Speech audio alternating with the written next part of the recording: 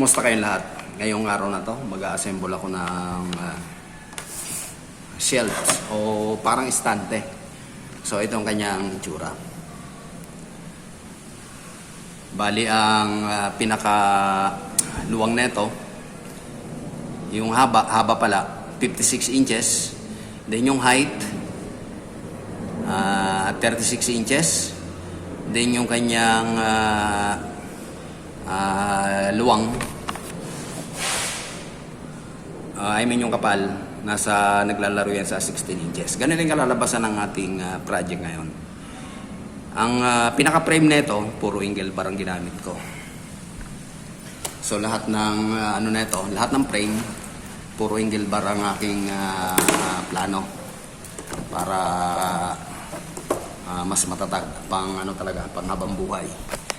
Okay, so yung mga sidings nito at saka yung pinaka sahig, gagamitin ko ng plywood. Marine ang gagamitin ko. Then ang finishing touches ko nito, simple lang ang gagawin ko, lang ako ng calcimine. Halo ko lang yung calcimine para maging makinis yung ating plywood. Then pinturang puti. Okay, ang plywood natin ay nandoon sa likuran ko. Ayan. Then yung mga angle bar nandiyan dyan. Ang mga gamit nga pala rito sa ganitong materyales, sa ganitong project, bali 3 kwan. Yun. Sa estimate ko, 3 angle bar o kaya tubular, pero mas madali sa akin ang angle bar, mas madali siyang trabahuin. Kasi matagal ang tubular. Mas prepare ko ang angle bar ngayon. Then, 1 pirasong plywood. Halos eksaktuhan lang yung magagamit dito. 1 buong plywood, konting-konti lang talagang matitira. Minaximize ko lang talaga. Pinatado ko ng aride kung paano ko ikakasa rito. Okay, for the meantime, samahan nyo ako. Sana sa mga baguhan, may mapulot kayong idea kung paano mag-assemble ng mga ganito, paano mag-eskwala, paano mag-prepare ng materyales, paano magtuwid ng bakal, paano mag-assemble hanggang sa finishing touches. Kasi madali lang ito tingnan. Pero pag ginagawa na, medyo marami ng conflict. Akala mo mabubuo ng ganun-ganun lang. So marami pa ring sinasaalang-alang dito para hindi mawala sa eskwela, para maganda yung tayo. So maraming tinitingnan. Gagawin para makabuo ng ganito. Okay, for the meantime, magpuputol ako ng materyales. Siya nga pala, ito yung kanyang mga talaga na gastos.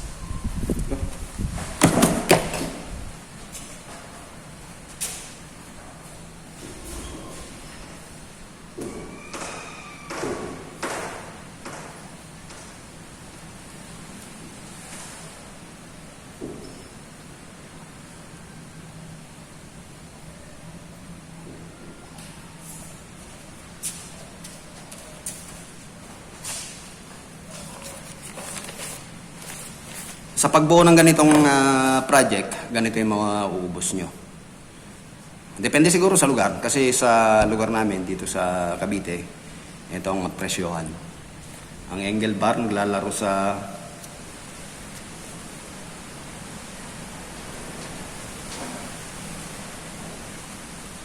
ano ba ito? Yung 3 piraso, 1,245 yung 3 piraso. Tapos yung plywood, marine, 680. Then yung maliliit na gamit, mga welding rod, hindi na masyado yun. Ang pinaka-total na ito ay nasa 2,300 plus. Pero wala pa rito yung mga wala pa yung mga calcimine, wala pa yung tornilyo. So, laro sa mga 3,000 kung magagawa kayo ng ganito. Pero naman ito, durable talaga ito kasi ang frame natin puro bakal. Kasi kung walang frame, kung purong kahoy lang, pag yan ay umuga, mahirapan na kayo makarecover doon. Hindi tulad ng mayroon tayong frame sa lahat ng side, lahat ng gilid. Sigurado tayong tatagal yung ating estante. Okay, for the meantime, panoorin nyo na lang muna ako habang gumagawa. Okay, so tara sa ating area.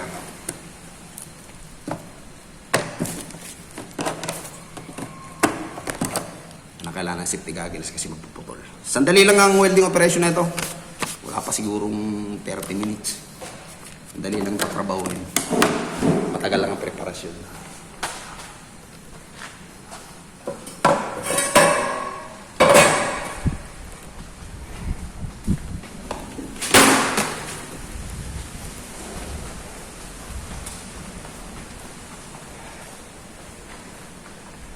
Okay, so dito tayo sa cutting area.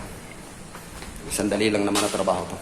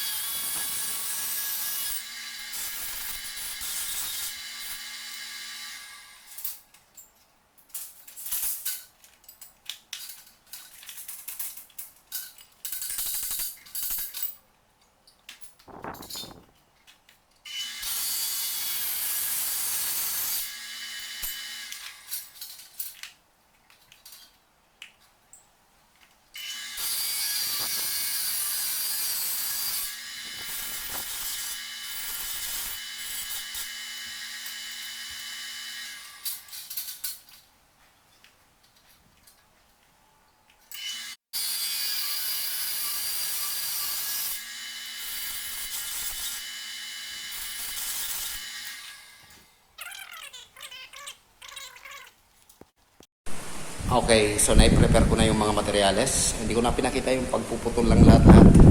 Mag-assemble na ako ngayon. Panoorin nyo na lang kung paano ko to bubuuin.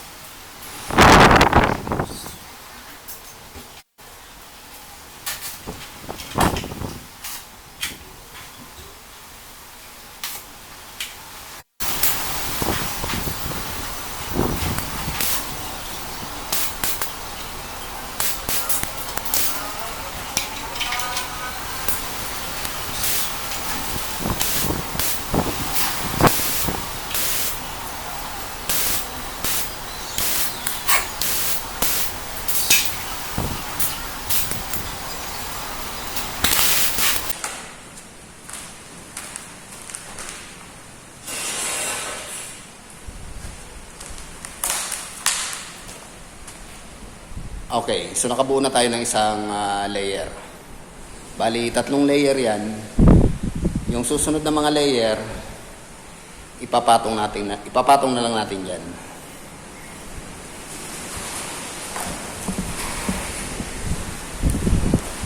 Pero ipipinis ko muna ito para hindi na umilos.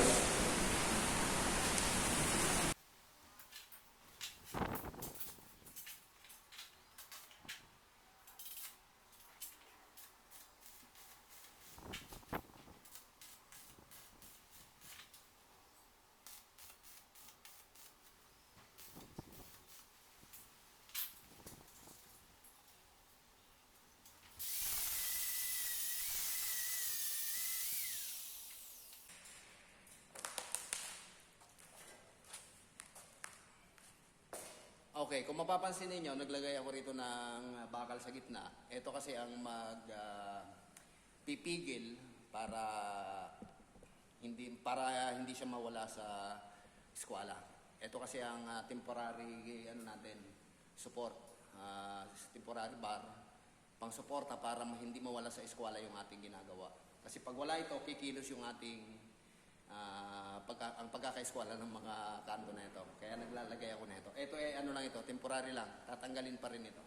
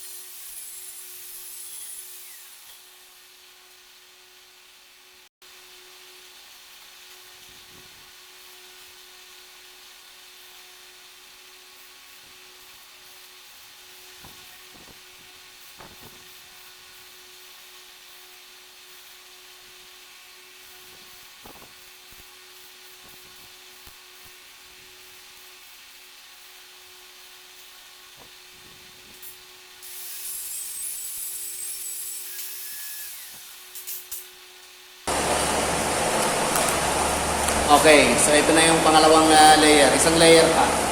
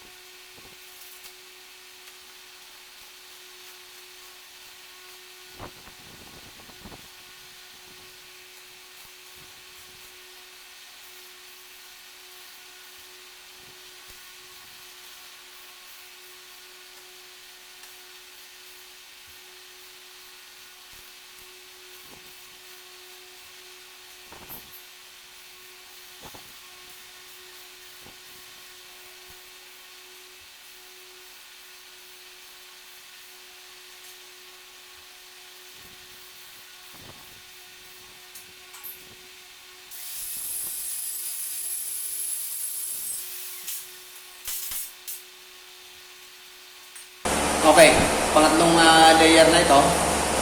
Pwede na tayo mag-layout dito sa sa ating plywood.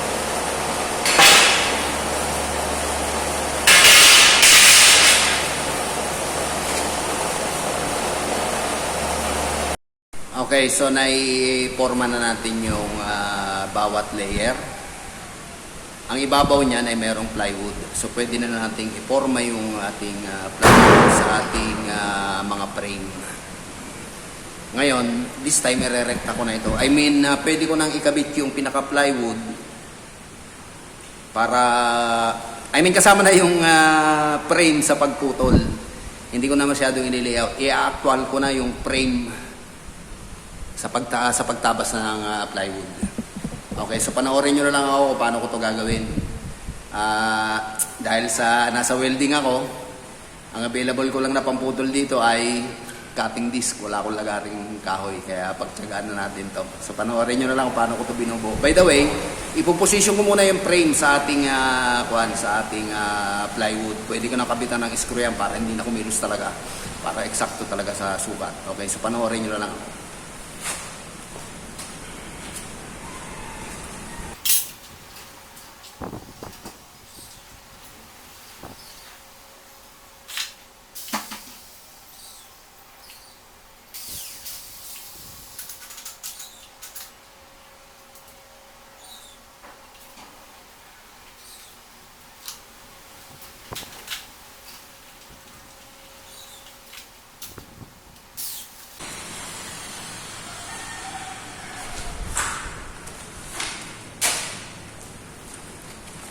Lalagyan ko ng screw.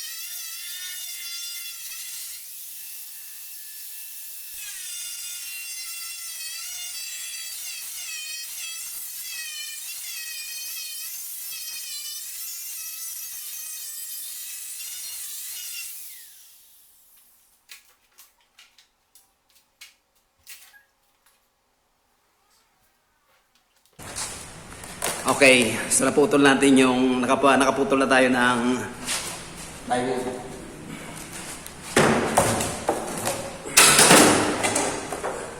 Gamit lang ang cutting disc, wala kasi ako nagari. Kaya kung anong available na materials, yun ang ginagawa ko. Okay, so yung dalawang yun, hindi ko na masyado ipapakita. Medyo parehas lang naman ang gagawin. Kung anong ginawa ko sa una, ganun din ang gagawin ko sa dalawang yun.